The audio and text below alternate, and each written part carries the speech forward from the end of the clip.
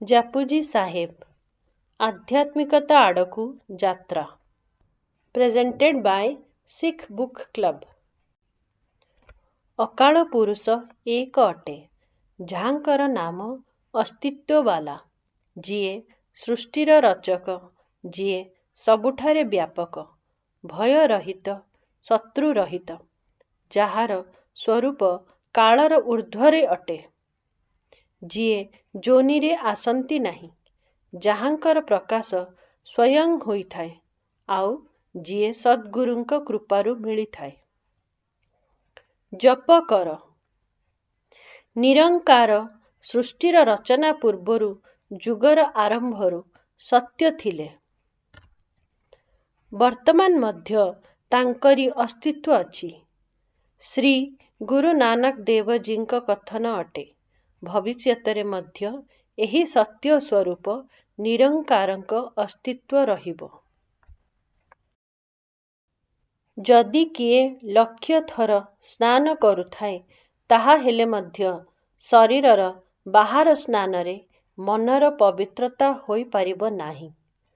ମନର ପବିତ୍ରତା ବିନା ପରମେଶ୍ୱରଙ୍କ ପ୍ରତି ବିଚାର ମଧ୍ୟ କରାଯାଇପାରିବ ନାହିଁ।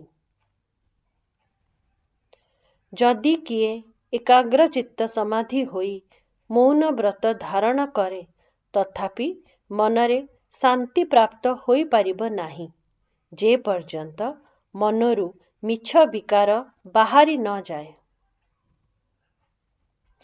କେତେ ଜଗତରୁ ସବୁ ସମ୍ପଦ ଗ୍ରହଣ କର, ତଥାପି ଉପବାସ ବ୍ରତ ଆଦି କରି ଏହି ମନର ତୃଷ୍ଣାରୂପୀ କ୍ଷୁଧା ମେଣ୍ଟା ଯାଇପାରିବ ନାହିଁ। କାହା ପାଖରେ ଅନେକ ଚତୁର ବିଚାର ଥାଇପାରେ, କିନ୍ତୁ ଏହା ଅହଂଯୁକ୍ତ ହୋଇଥିବାରୁ ପରମେଶ୍ୱରଙ୍କ ନିକଟରେ ପହଞ୍ଚିବା ପାଇଁ ସହାୟକ ହୋଇନଥାଏ।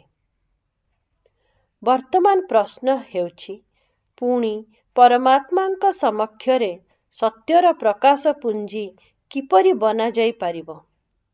ଆମର ଆଉ ନିରଙ୍କାରଙ୍କ ମଧ୍ୟରେ ମିଥ୍ୟାର ଯେଉଁ ପ୍ରାଚୀର ଅଛି, ତାହା କେମିତି ଭଙ୍ଗାଯାଇପାରିବ? ସତ୍ୟରୂପ ହେବାର ମାର୍ଗ ବତାଇବା ସମୟରେ ଶ୍ରୀ ଗୁରୁ ନାନକ ଦେବଜୀ କଥନ କରନ୍ତି, ଏହି ସୃଷ୍ଟିର ପ୍ରାରମ୍ଭରୁ ହିଁ ଲେଖା ଆସିଛି ଯେ, ଈଶ୍ୱରଙ୍କ ଆଦେଶ ଅଧୀନ ଚାଲିଲେ ସାଂସାରିକ ପ୍ରାଣୀ ଏହା ସବୁ କରିପାରିବ। ସବୁ ଶରୀର ପ୍ରଭୁଙ୍କ ଆଦେଶ ଅନୁସାରେ ହିଁ ରଚନା କରାଯାଇଛି, କିନ୍ତୁ ତାଙ୍କରି ଆଦେଶ ବର୍ଣ୍ଣନା କରାଯାଇପାରିବ ନାହିଁ। ପରମେଶ୍ୱରଙ୍କ ଆଦେଶରୁ ଏହି ଧରାରେ ଅନେକ ଅନେକ ଯୋନିରେ ଜୀବ ସୃଜନ ହୁଅନ୍ତି। ତାହାଙ୍କ ଆଦେଶରୁ ହିଁ ମାନ ସମ୍ମାନ ପ୍ରାପ୍ତ ହୁଏ। ପରମେଶ୍ୱରଙ୍କ ଆଦେଶରୁ ହିଁ ଜୀବ ଶ୍ରେଷ୍ଠ ଅଥବା ନିମ୍ନ ଜୀବନ ପ୍ରାପ୍ତ କରିଥାଏ। ତାହାଙ୍କ ଦ୍ୱାରା ହିଁ ସୁଖ ଆଉ ଦୁଃଖର ଅନୁଭବ କରିଥାଏ। ପରମାତ୍ମାଙ୍କ ଆଦେଶରୁ ହିଁ କେତେ ଜୀବଙ୍କୁ କୃପା ମିଳିଥାଏ। ତାହାଙ୍କ ଆଦେଶରୁ ଜନ୍ମ ମୃତ୍ୟୁ ଚକ୍ରରେ ଛନ୍ଦି ରହିଥାଏ।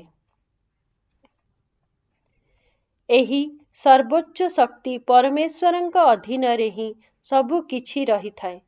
ତାଙ୍କ ବ୍ୟତୀତ ସଂସାରର କୌଣସି କାର୍ଯ୍ୟ ନାହିଁ।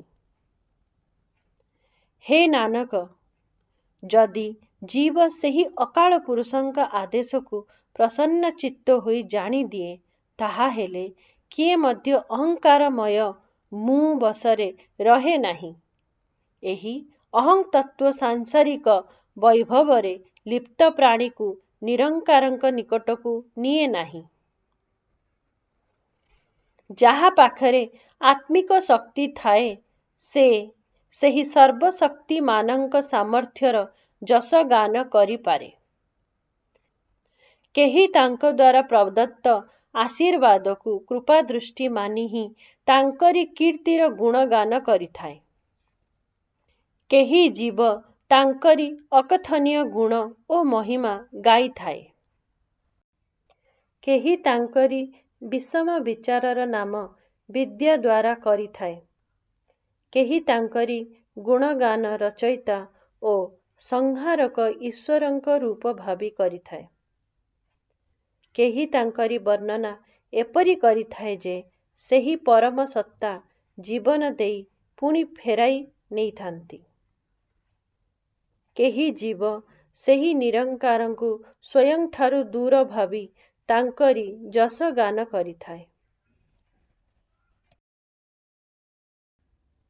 କିଏ ତାହାଙ୍କୁ ସର୍ବବ୍ୟାପୀ ଭାବି ତାଙ୍କରି ମହିମା ଗାନ କରିଥାଏ।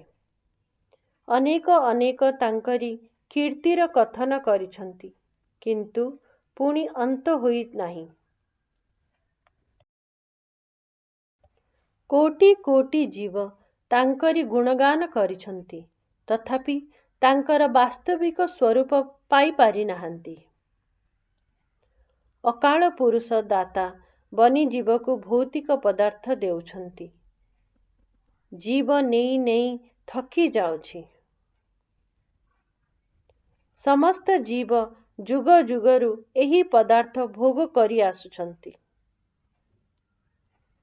ଆଦେଶ ଦାତା ନିରଙ୍କାରଙ୍କ ଇଚ୍ଛାରେ ହିଁ ସମ୍ପୂର୍ଣ୍ଣ ସୃଷ୍ଟି ଚାଲୁଅଛି। ଶ୍ରୀ ଗୁରୁ ନାନକ ଦେବଜୀ ସୃଷ୍ଟିର ଜୀବକୁ ସୂଚିତ କରି କହନ୍ତି ଯେ ସେହି ନିରଙ୍କାର ଚିନ୍ତା ରହିତ ହୋଇ ସର୍ବଦା ପ୍ରସନ୍ନ ରହନ୍ତି। ସେହି ଅକାଳ ପୁରୁଷ ନିଜର ସତ୍ୟ ନାମ ସହିତ ସ୍ୱୟଂ ମଧ୍ୟ ସତ୍ୟ ଅଟେ। ସେ ଅନନ୍ତ ଅଟେ।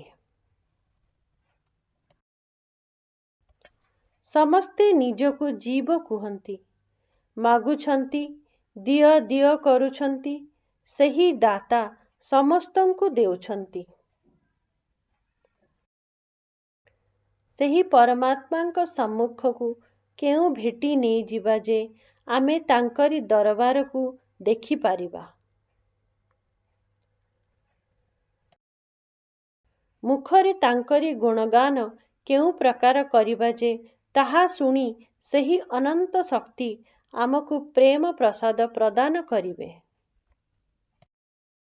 ଏହାର ଉତ୍ତର ଗୁରୁ ମହାରାଜ ସ୍ପଷ୍ଟ କରନ୍ତି ଯେ ପ୍ରଭାତ କାଳରେ ସତ୍ୟ ନାମଧାରୀ ଅକାଳ ପୁରୁଷଙ୍କ ନାମ ସ୍ମରଣ କର, ଆଉ ତାଙ୍କରି ମହିମା ଗାନ କର, ତାହା ହେଲେ ତାଙ୍କରି ପ୍ରେମ ପ୍ରାପ୍ତ କରିପାରିବ। ଗୁରୁଜୀ କହନ୍ତି ଯେ କର୍ମ ମାତ୍ର ଦ୍ୱାରା ଜୀବକୁ ଏହି ଶରୀର ରୂପୀ କପଡ଼ା ଅର୍ଥାତ୍ ମାନବ ଜନ୍ମ ପ୍ରାପ୍ତ ହୋଇଥାଏ। ଏଥିରୁ ମୁକ୍ତି ମିଳେ ନାହିଁ। ମୋକ୍ଷ ପ୍ରାପ୍ତ କରିବା ପାଇଁ ତାଙ୍କରି କୃପାମୟୀ ଦୃଷ୍ଟି ଆବଶ୍ୟକ। ହେ ନାନକ, ଏହି ପ୍ରକାର ବୋଧ ଗ୍ରହଣ କର ଯେ ସେହି ସତ୍ୟ ସ୍ୱରୂପ ନିରଙ୍କାର ହିଁ ସର୍ବସ୍ୱ ଅଟେ। ଏଥିଦ୍ୱାରା ମନୁଷ୍ୟର ସମସ୍ତ ଶଙ୍କା ଦୂର ହୋଇଯାଏ। ସେହି ପରମାତ୍ମା କାହା ଦ୍ୱାରା ମୂର୍ତ୍ତି ରୂପେ ସ୍ଥାପିତ କରାଯାଇ ପାରିବ ନାହିଁ, ନାହିଁ ତାହାକୁ ବନାଯାଇପାରିବ। ସେ ମାୟାତୀତ ହୋଇ ସ୍ୱୟଂଠାରୁ ହିଁ ପ୍ରକାଶମାନ ଅଟେ। ଯେଉଁ ମାନବ ସେହି ଈଶ୍ୱରଙ୍କ ନାମ ସ୍ମରଣ କରେ, ସେ ତାଙ୍କରି ଦରବାରରେ ସମ୍ମାନ ପାଇଥାଏ। ଶ୍ରୀ ଗୁରୁ ନାନକ ଦେବଜୀଙ୍କ କଥନ ଅଟେ ଯେ ସେହି ଗୁଣର ଭଣ୍ଡାର ନିରଙ୍କାରଙ୍କ ବନ୍ଦନା କରିବା ଉଚିତ। ତାଙ୍କର ଗୁଣଗାନ କରି ପ୍ରଶଂସା ଶୁଣି ନିଜ ହୃଦୟରେ ତାଙ୍କ ପ୍ରତି ଶ୍ରଦ୍ଧା ଧାରଣ କର। ଏପରି କରିବା ଦ୍ୱାରା ଘରେ ଦୁଃଖର ନାଶ ହୋଇ ସୁଖର ବାସ ହୋଇଯାଏ। ଗୁରୁଙ୍କ ମୁଖରୁ ବାହାରୁଥିବା ଶବ୍ଦ ହିଁ ବେଦର ଜ୍ଞାନ ଅଟେ। ସେହି ଉପଦେଶ ରୂପୀ ଜ୍ଞାନ ସବୁ ଜାଗାରେ ବିଦ୍ୟମାନ ଅଛି। ଗୁରୁ ହିଁ ଶିବ, ବିଷ୍ଣୁ, ବ୍ରହ୍ମା ଆଉ ମାତା ପାର୍ବତୀ ଅଟେ, କାରଣ ଗୁରୁ ପରମ ଶକ୍ତି ଅଟେ। ଯଦି ମୁଁ ସେହି ସୁଗୁଣ ସ୍ୱରୂପ ପରମାତ୍ମାଙ୍କୁ ଜାଣେ ମଧ୍ୟ ତଥାପି ଏହାକୁ କଥନ କରିପାରେ ନାହିଁ, କାରଣ ତାଙ୍କରି କଥନ କରାଯାଇ ପାରିବ ନାହିଁ। ହେ ସଚ୍ଚା ଗୁରୁ, ମୋତେ କେବଳ ଏତିକି ବୁଝାଅ ଯେ ସମସ୍ତ ଜୀବଙ୍କର ଯିଏ ଏକମାତ୍ର ଦାତା ଅଟେ, ମୁଁ କେବେ ମଧ୍ୟ ତାଙ୍କୁ ଭୁଲି ପାରିବି ନାହିଁ। ତୀର୍ଥ ମଧ୍ୟ ସେତେବେଳେ କରାଯାଇ ପାରିବ ଯଦି ଏପରି କରିବା ତାଙ୍କୁ ସ୍ୱୀକାର ଅଛି। ସେହି ଅକାଳ ପୁରୁଷଙ୍କ ଇଚ୍ଛା ବିନା ମୁଁ ତୀର୍ଥସ୍ଥାନ କରି କ'ଣ କରିବି? କାରଣ ତାହା ସବୁ ପୁଣି ଅର୍ଥହୀନ ହୋଇଯିବ। ସେହି ରଚୟିତା ଦ୍ୱାରା ଜାତ ହୋଇଥିବା ଯେତେ ସୃଷ୍ଟି ମୁଁ ଦେଖୁଛି, ସେଥିରେ କର୍ମ ବିନା କୌଣସି ଜୀବ ନା କିଛି ପ୍ରାପ୍ତ କରିଥାଏ, ଆଉ ନା ହିଁ ତାହାକୁ କିଛି ମିଳିଥାଏ। ଯଦି ସଚ୍ଚା ଗୁରୁଙ୍କ ଏକମାତ୍ର ଜ୍ଞାନ ଗ୍ରହଣ କରାଯାଏ, ତାହାହେଲେ ମାନବର ବୁଦ୍ଧି ରତ୍ନମାଣିକ ଭଳି ପଦାର୍ଥ ଦ୍ୱାରା ପରିପୂର୍ଣ୍ଣ ହୋଇଯାଏ। ହେ ଗୁରୁଜୀ, ମୋତେ କେବଳ ଏହି ବୋଧ ଦିଅ ଯେ ସୃଷ୍ଟିର ସମସ୍ତ ପ୍ରାଣୀଙ୍କୁ ଦେବାବାଲା ନିରଙ୍କାରଙ୍କୁ ମୁଁ ଭୁଲି ନ ଯାଏ। ଯଦି କୌଣସି ମନୁଷ୍ୟ ଅଥବା ଯୋଗୀଙ୍କ ଯୋଗ ସାଧନା କରି 4 ଯୁଗରେ 10 ଗୁଣ ଅଧିକ ଅର୍ଥାତ୍ 40 ଯୁଗର ଆୟୁ ହୋଇଯାଏ, ନବଖଣ୍ଡ ପୌରାଣିକ ଧର୍ମ ଗ୍ରନ୍ଥରେ ବର୍ଣ୍ଣିତ ଇଲାବୃତ, କିମ୍ପୁରୁଷ, ଭଦ୍ର, ଭରତ, କେତୁମାଳ, ହରି, ହିରଣ୍ୟ, ରମ୍ୟ ଆଉ କୁଶ ରେ ତାଙ୍କରି କୀର୍ତ୍ତି ହୁଏ। ସମସ୍ତେ ତାଙ୍କରି ସମ୍ମାନ ସହିତ ଚାଲନ୍ତି। ସଂସାରରେ ପ୍ରଖ୍ୟାତ ପୁରୁଷ ବନି ନିଜର ଶୋଭାର ଜ୍ଞାନ କରାନ୍ତି। ଯଦି ଅକାଳ ପୁରୁଷଙ୍କ କୃପା ଦୃଷ୍ଟିରେ ସେହି ମନୁଷ୍ୟ ଆସେ ନାହିଁ, ତାହାହେଲେ କେହି ମଧ୍ୟ ତାଙ୍କରି କ୍ଷମତା ପଚାରନ୍ତି ନାହିଁ। ଏତେ ବୈଭବ ଓ ମାନ ସମ୍ମାନ ପାଇ ମଧ୍ୟ ଏପରି ମନୁଷ୍ୟ ପରମାତ୍ମାଙ୍କ ସମ୍ମୁଖରେ କୀଟମାନଙ୍କ ମଧ୍ୟରେ କ୍ଷୁଦ୍ର କୀଟ ଅର୍ଥାତ୍ ଅତ୍ୟନ୍ତ ଅଧମ ବୁଝାଯାଏ। ଦୋଷଯୁକ୍ତ ମନୁଷ୍ୟ ମଧ୍ୟ ତାହାକୁ ଦୋଷୀ ବୁଝେ। ଗୁରୁ ନାନକଜୀଙ୍କ କଥନ ଅଛି ଯେ ସେହି ଅସୀମ ଶକ୍ତି ନିରଙ୍କାର ଗୁଣହୀନ ମନୁଷ୍ୟକୁ ଗୁଣ ପ୍ରଦାନ କରିଥାଏ, ଆଉ ଗୁଣୀ ମନୁଷ୍ୟକୁ ଅତିରିକ୍ତ ଗୁଣବାନ ବନାଇଥାଏ। ମୁଁ ଭଗବାନଙ୍କ ବ୍ୟତୀତ ଅନ୍ୟ କାହାକୁ କଳ୍ପନା କରିପାରିବି ନାହିଁ ଯିଏ ଗୁଣ ପ୍ରଦାନ କରିପାରିବ ଗୁଣହୀନକୁ। ପରମାତ୍ମାଙ୍କ ନାମ ଶୁଣିବା ଅର୍ଥାତ୍ ତାଙ୍କରି କୀର୍ତ୍ତିରେ ନିଜ ହୃଦୟକୁ ଲଗାଇବା କାରଣରୁ ହିଁ ସିଦ୍ଧ, ଧର୍ମପ୍ରଚାରକ, ଆଧ୍ୟାତ୍ମିକ ଭଳି ପରମ ପଦର ପ୍ରାପ୍ତ ହୋଇଥାଏ। ନାମ ଶୁଣିବା ଦ୍ୱାରା ପୃଥିବୀ ତାହାକୁ ଧାରଣ କରିଥିବା ବୃଷଭ ତଥା ଆକାଶର ସ୍ଥାୟିତ୍ୱର ଶକ୍ତିର ଜ୍ଞାନ ପ୍ରାପ୍ତ ହୋଇଥାଏ।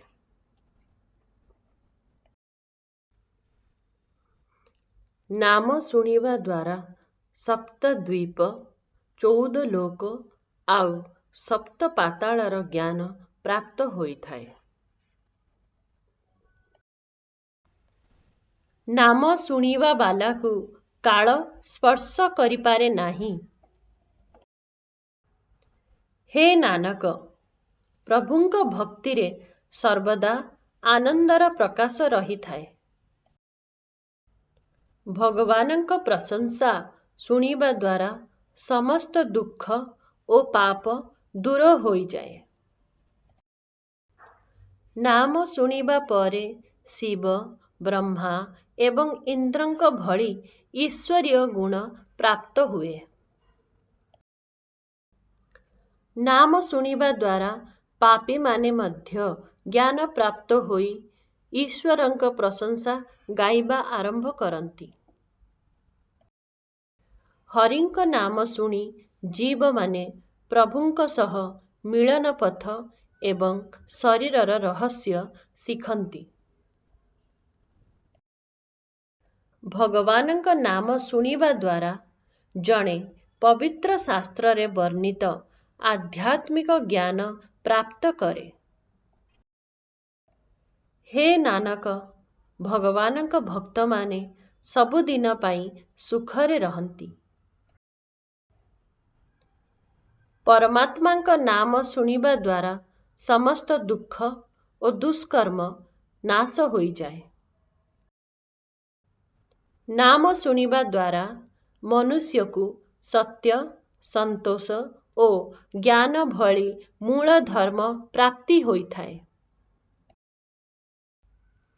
नाम शुणिबा द्वारा समस्त तीर्थरे श्रेष्ठ 68 तीर्थर स्नानर फल प्राप्त होई जाए।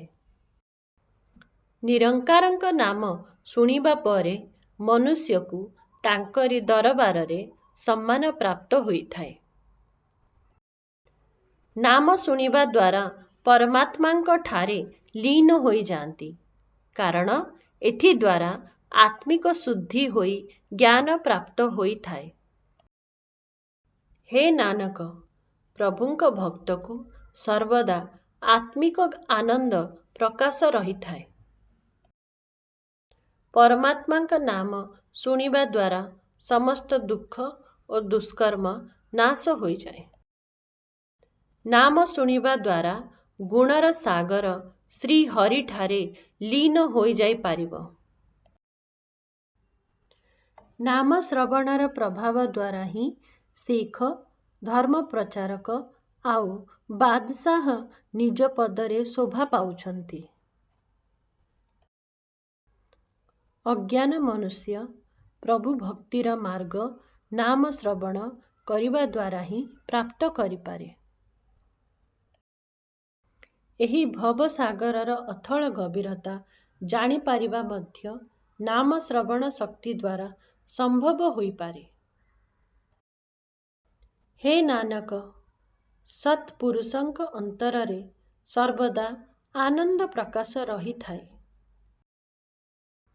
परमात्मांक नाम शुणिबा द्वारा समस्त दुख और दुष्कर्म नाश होई जाए। एही अकाल पुरुषंक नाम शुणिबा परे ताहाकु मानिबा वाला अर्थात ताहाकु निज हृदय रे बसाइथिबा मनुष्यर अवस्था कथा कुहा जाई पारिबो नाही। जिए भी एही अवस्था वर्णना करिथाए परे पश्चाताप करिथाए। एही अवस्था को जदि लेखा जाए मध्य एथिपाई ना कागज ना कलम ना लेखिबा वाला जिज्ञासु। जिए वाही गुरुंक ठारे लीन हेबा विचार करिपारे। परमात्मांक नाम सर्वश्रेष्ठ ओ मायातीत अटे। जदि किए ताहांकु निज हृदय रे बसाई ताहांक चिंतन करे। परमात्मांक नाम शुणी ताहांक चिंतन करिबा द्वारा मन आउ बुद्धि रे उत्तम प्रीति जात होई जाए। चिंतन करिबा द्वारा संपूर्ण सृष्टिर ज्ञान बोध होई जाए। चिंतन करुथिबा मनुष्य केबे सांसारिक कष्ट अथवा परलोकर जमर दंड भोग करे नाही। चिंतनशील मनुष्य अंत कालरे जम सहित नरक को जाए नाही, बरं देवगण साथिरे स्वर्गलोक को जाए। परमात्मांक नाम बहुत ही श्रेष्ठ एवं मायातीत अटे। जदि किए ताहांकु निज हृदय लीन करी ताहांक चिंतन करे। निरंकारंक नाम चिंतन करुथिबा मानव जीवर मार्गरे कौनसी प्रकार किछि बाधा आसे नहीं। चिंतनशील मनुष्य संसार रे शोभार पात्र होइथाए। एपरी व्यक्तित्व द्विधापूर्ण मार्ग अथवा सांप्रदायिकताकू छाड़ी धर्म पथरे चले। चिंतनशीलर धर्म कार्य सत्संबंध होइथाए। परमात्मांक नाम बहुत ही श्रेष्ठ ओ मायातीत होइथाए। जदि किए ताहांकु निज हृदय लीन करी ताहांकु चिंतन करे। प्रभुंक नाम चिंतन करुथिबा मनुष्य मोक्ष द्वार प्राप्त करिनिए। चिंतन करुथिबा निजर समस्त परिजनंकु मध्य सेही नामर आश्रय देइथाए। चिंतनशील गुरु सिख स्वयं एही भवसागर को पार करिथाए तथा अन्य संग को मध्य पार कराए। चिंतन करुथिबा मानव जीव हे नानक द्वार द्वार भिक्षा वृत्ति करे नाही। परमात्मांक नाम बहुत ही श्रेष्ठ ओ मायातीत अटे। जदि किए ताहांकु निज हृदय लीन करी ताहांकु चिंतन करे। जिए प्रभु नामर चिंतन करिछि से श्रेष्ठ संथ निरंकारंक द्वारे स्वीकृत होइथाए। से ही सेठारे प्रमुख होइथाए। एपरी गुरुमुख प्रिय अकाल पुरुषंक सभारे सम्मान पाइथाए। एपरी सत्पुरुष राज दरबार शोभावान होइथाए। सद्गुणी मानवर ध्यान सेही एक सद्गुरु निरंकारंक ठारे ही रहिथाए। जदि कौनसी व्यक्तित्व सेही रचयितांक विषय कहिबाकु चाहे अथवा ताहांकर रचनार लेखा करे ताहा हेले सेही रचयितांक प्रकृतिर आकलन करा जाई पारिब नाही। निरंकार द्वारा रचा होइथिबा सृष्टि को धर्मरूपी वृषभ निज उपरे धारण करी रखिछि जिए कि दयार पुत्र अटे। जहा सहित संतोष रूपी सूत्र साथीरे बांधी होइछि। जदि किए परमात्मांक एई रहस्य को जानी नेबा ताहा हेले से सत्यनिष्ठ होई पारे। केते बोझ अटे से केते बोझ उठाइबा पाई सामर्थ्य रखिथांती। कारण एही धरित्री रे रचयिता जहा रचना करिछंती से ऊर्ध्वर ऊर्ध्व अनंत अटे। पुणी सेही वृषभर बोझ केउ शक्ति उपरे आश्रित। रचयितार एही रचनारे अनेक जाति रंग तथा अलगा अलगा नामरे जणा हेउथिबा लोक मौजूद अछि। जहार मस्तिष्क उपरे परमात्मांक आज्ञारे चालुथिबा कलमरे कर्मर लेखा लेखा जाइछि। किंतु जदि कौनसी जनसाधारण एही कर्म लेखा लेखिबा कथा कहे ताहा हेले से एहा मध्य जानी पारिब नाही जे एही लेखा लेखिबा वाला केते हेबो।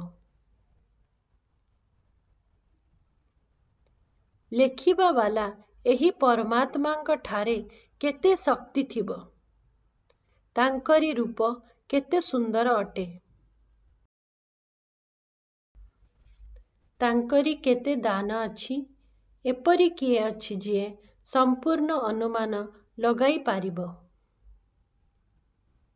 ଅକାଳ ପୁରୁଷଙ୍କ ମାତ୍ର ଏକ ଶବ୍ଦରେ ସମସ୍ତ ସୃଷ୍ଟିର ପ୍ରସାର ହୋଇଥାଏ।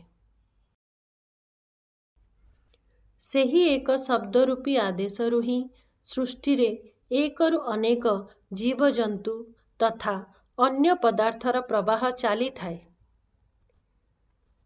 ଏଥିପାଇଁ ମୋଠାରେ ଏତେ ବୁଦ୍ଧି କାହିଁ ଯେ ମୁଁ ସେହି ଅକଥନୀୟ ପ୍ରଭୁଙ୍କ ସାମର୍ଥ୍ୟର ବିଚାର କରିପାରିବି। ହେ ଅନନ୍ତ ସ୍ୱରୂପ, ମୁଁ ତୁମ ପାଖରେ ଥରେ ମଧ୍ୟ ସମର୍ପିତ ହେବା ଯୋଗ୍ୟ ନୁହେଁ।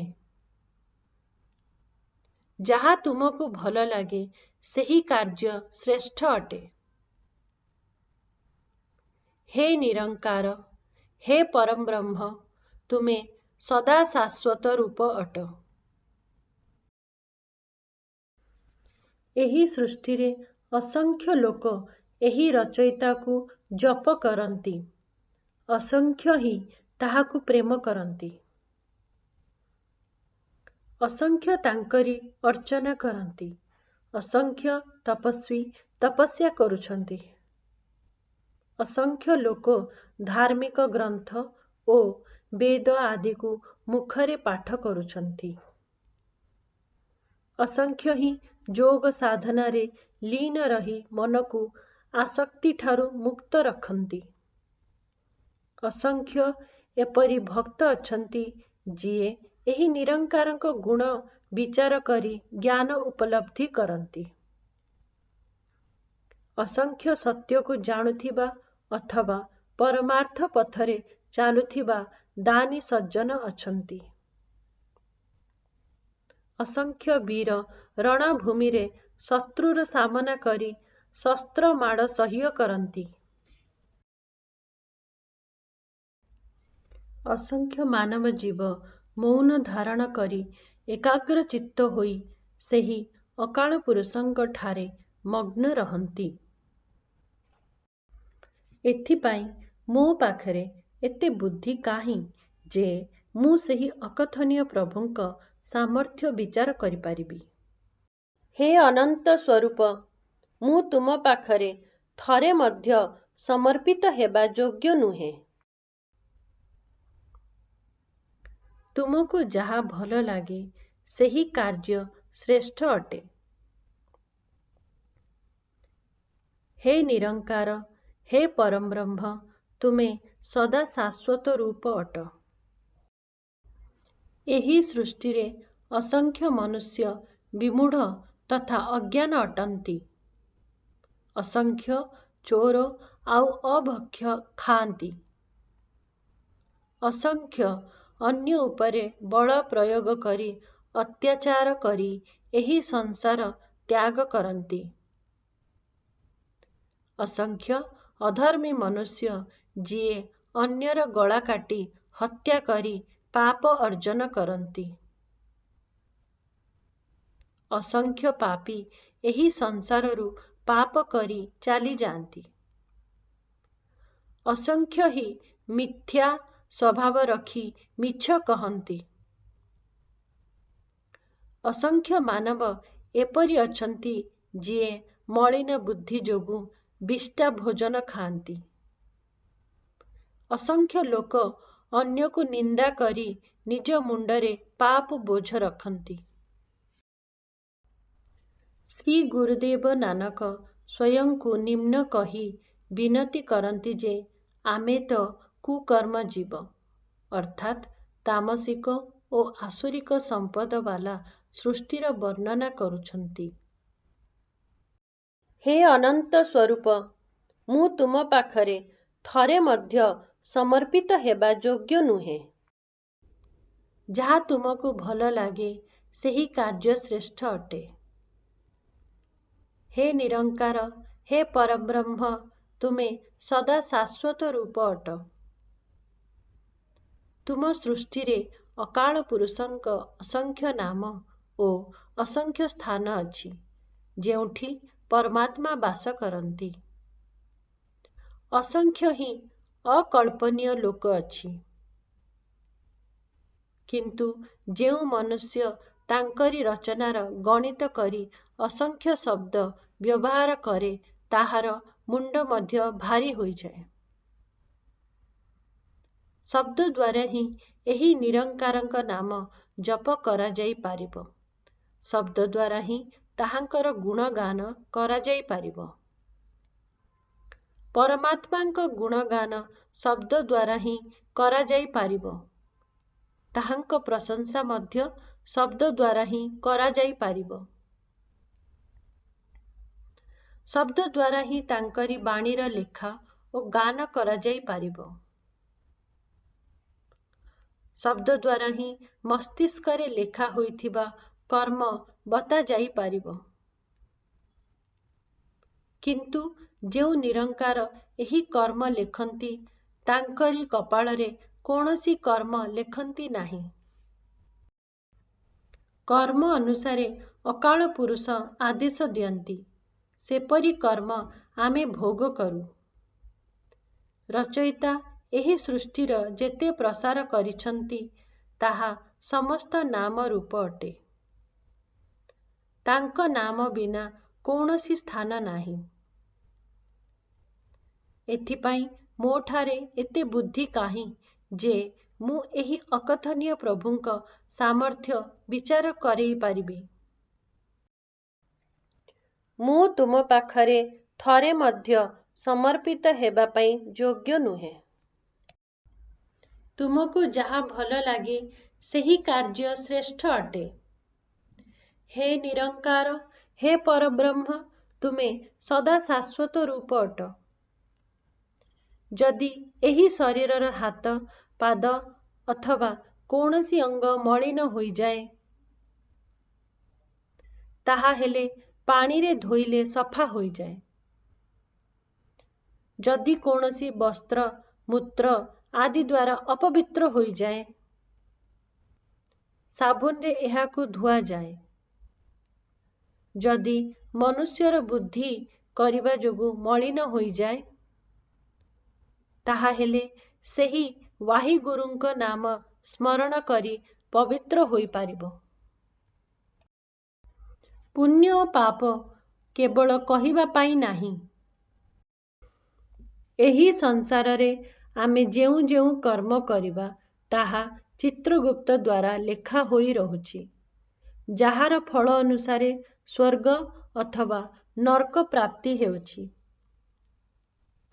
मनुष्य निजे बीज बुणे आउ निजे ही ताहार फल प्राप्त करे।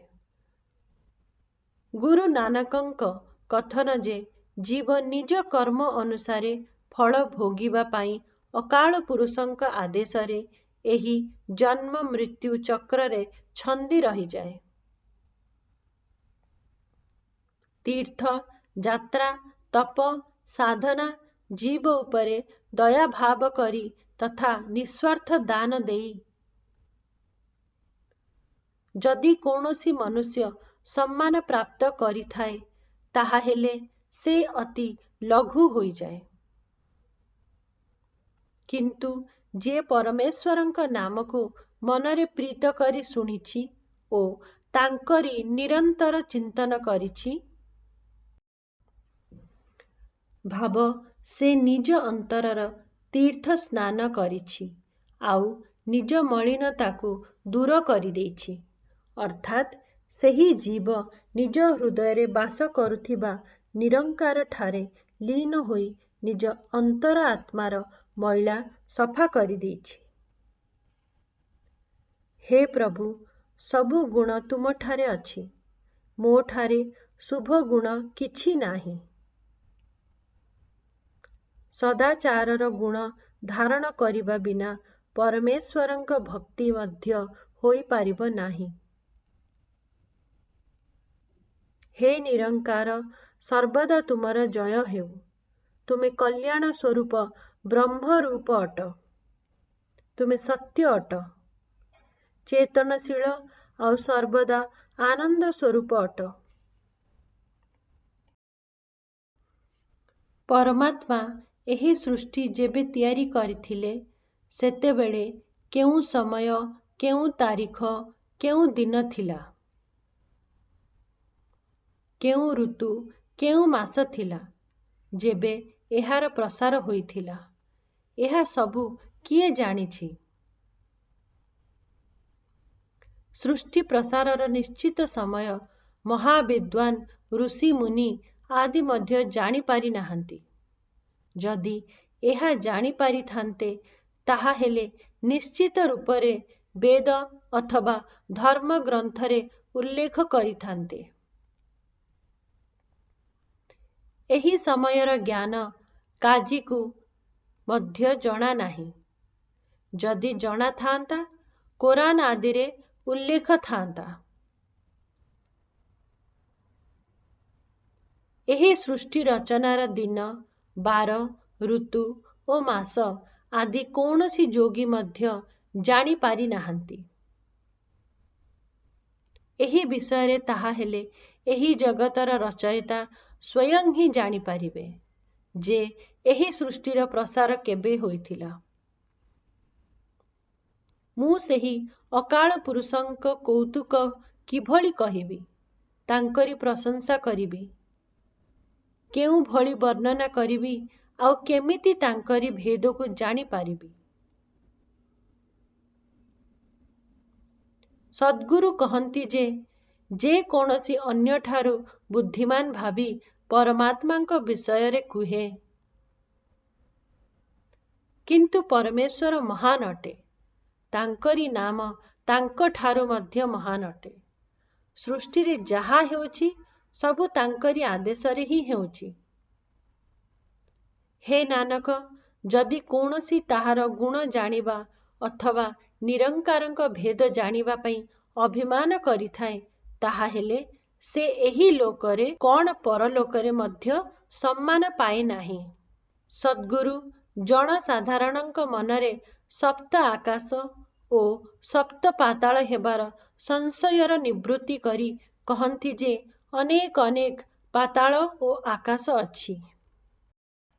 वेद ग्रंथरे मध्य एही कथा कुआ जाइछि जे एहा खोजिबा जीव एहा खोजी खोजी थकी जाइछि, किंतु एहार अंत पाई नाही। सबु धर्म ग्रंथरे 18,000 जगत थिबा कथा कुहा जाइछि, किंतु वास्तवरे एहार मूल परमेश्वर ही जिए एहार स्रष्टा अटंती।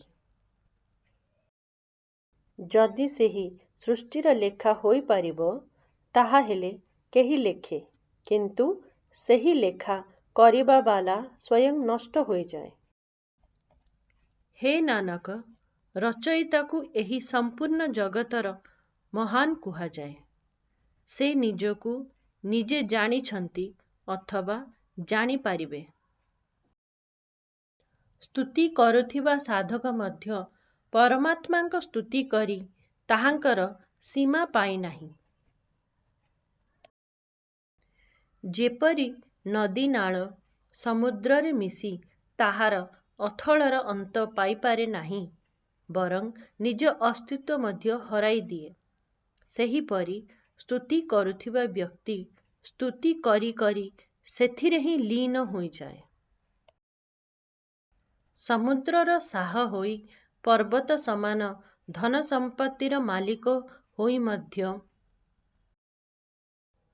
से पिंपुड़ी समान होई पारिबो नाही जदि ताहार मनरु परमेश्वर विस्मृत होई नथान्ते। सेही निरंकारंक स्तुति करिबा आ प्रशंसा करिबा द्वारा कौनसी अंत होई पारे नाही।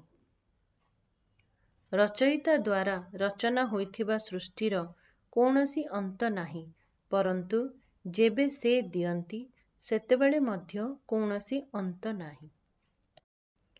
ताहांकु देखिबा ओ सुनिबारे मध्य कौनसी अंत नाही, अर्थात सेही निरंकार सर्वद्रष्टा ओ सर्वश्रोता अटंती। ईश्वरंक हृदयर रहस्य कौन ताहार बोध मध्य होई पारु नाही। ସେ ପ୍ରସାର କରିଥିବା ସୃଷ୍ଟିର ଅବଧି ଅଥବା ସୀମା ଜାଣି ହେଉନାହିଁ। ତାଙ୍କରି ଆଦି ଓ ଅନ୍ତ ଜାଣି ହେଉନାହିଁ। ଅନେକ ଅନେକ ଜୀବ ତାଙ୍କରି ଅନ୍ତ ପାଇବା ପାଇଁ ସଂଘର୍ଷ କରୁଛନ୍ତି। କିନ୍ତୁ ସେହି ଅଥଳ ଅନନ୍ତ ଅକାଳ ପୁରୁଷଙ୍କ ଅନ୍ତ ପାଇ ହେଉନାହିଁ। ତାଙ୍କରି ଗୁଣର ଅନ୍ତ କେଉଁଠି ଅଛି କେହି ଜାଣେ ନାହିଁ। ସେହି ପରମବ୍ରହ୍ମଙ୍କ ପ୍ରଶଂସା ସ୍ତୁତି ଆକାର ଅଥବା ଗୁଣକୁ ଯେତେ କୁହାଯାଇ ପାରିବ ସେତେ ଅଧିକ ହୋଇଯାଉଛି। ନିରଙ୍କାର ସର୍ବଶ୍ରେଷ୍ଠ ଅଟନ୍ତି। ତାଙ୍କରି ସ୍ଥାନ ସର୍ବୋଚ୍ଚ ଅଟେ। କିନ୍ତୁ ସେହି ସର୍ବଶ୍ରେଷ୍ଠ ନିରଙ୍କାରଙ୍କ ନାମ ମହାନତମ ଅଟେ। ଯଦି କୌଣସି ଶକ୍ତି ତାଙ୍କରି ଠାରୁ ବଡ଼ ଅଥବା ଉଚ୍ଚ ଅଟେ, ତାହା ହେଲେ ସେ ସର୍ବୋଚ୍ଚ ମାଲିକଙ୍କୁ ଜାଣିପାରେ। ନିରଙ୍କାର ନିଜର ସର୍ବସ୍ୱ ନିଜେ ହିଁ ଜାଣନ୍ତି, ଅନ୍ୟ କେହି ନୁହେଁ। ସଦ୍ଗୁରୁ ନାନକ ଦେବଜୀଙ୍କ କଥନ ଅଛି ଯେ ସେ କୃପାସାଗର ଜୀବ ଉପରେ କରୁଣା କରି ତାଙ୍କରି କର୍ମ ଅନୁସାରେ ତାହାଙ୍କୁ ସମର୍ଥ ପ୍ରଦାନ କରନ୍ତି। ତାଙ୍କରି ଉପକାର ଏତେ ଅଧିକ ଅଟେ ଯେ ତାହାଙ୍କୁ ଲେଖିବାର ସାମର୍ଥ୍ୟ କାହା ପାଖରେ ନାହିଁ। ସେ ଅନେକ ଆଶୀର୍ବାଦ କରୁଥିବା କାରଣ ବଡ଼ ଅଟେ, କିନ୍ତୁ ସେଥିରେ ଲୋଭ ତିଳେ ମାତ୍ର ନାହିଁ। କେତେ ଅଗଣିତ ବୀର ତାହାଙ୍କ କୃପା ଦୃଷ୍ଟିକୁ ଚାହିଁ ରହିଥାନ୍ତି।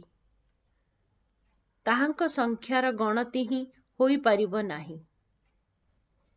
କେତେ ମାନବ ନିରଙ୍କାର ଦ୍ୱାରା ପ୍ରଦତ୍ତ ପଦାର୍ଥକୁ ବିକାର ଯୋଗୁଁ ଭୋଗିବା ପାଇଁ ସଂଘର୍ଷ କରି କରି ମରିଯାଆନ୍ତି।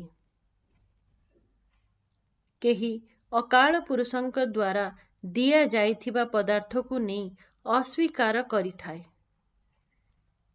କେହି ମୂଢ଼ ବ୍ୟକ୍ତି ପରମାତ୍ମାଙ୍କ ଠାରୁ ପଦାର୍ଥ ନେଇ ଖାଇଥାଏ, କେବେ ତାହାଙ୍କୁ ସ୍ମରଣ କରେ ନାହିଁ।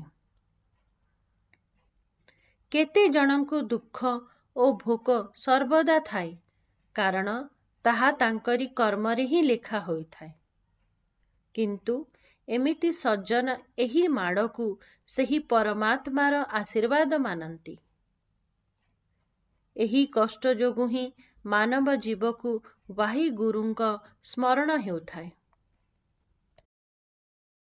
ମନୁଷ୍ୟକୁ ମାୟା ମୋହର ବନ୍ଧନରୁ ମୁକ୍ତି ମଧ୍ୟ ଈଶ୍ୱରଙ୍କ ଆଜ୍ଞାରେ ରହିଲେ ହିଁ ମିଳିଥାଏ। ଏଥିପାଇଁ କିଛି ଅନ୍ୟ ବିଧି ହେଉ, କେହି ମଧ୍ୟ କହିପାରିବ ନାହିଁ।